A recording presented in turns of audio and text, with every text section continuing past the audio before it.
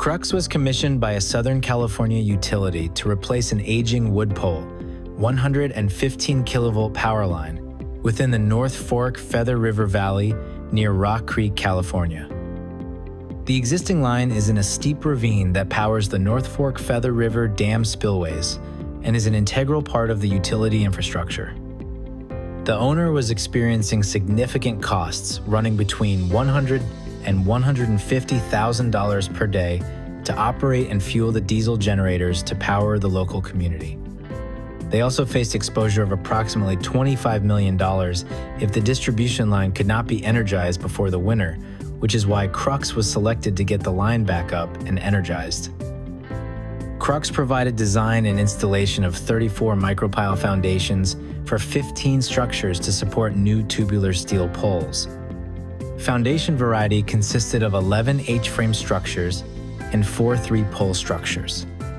The subsurface conditions varied, so multiple foundation types were designed and installed, with some being re-engineered in the field when unexpected conditions arose.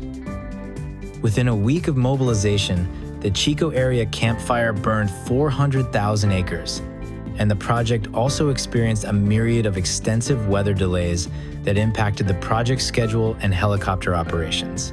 Additional challenges for this project included hiking on steep 40 to 50 degree slope terrain and drilling into hard sloped rock. Site access was extremely difficult due to the rugged landscape, making it a perfect challenge for Crux, known for our expertise in navigating and drilling in the most challenging environments.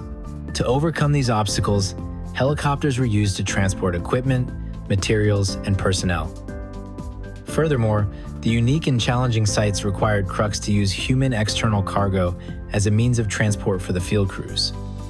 This innovative helicopter human transport approach highlights Crux's ability to adapt and excel in some of the most difficult conditions in North America.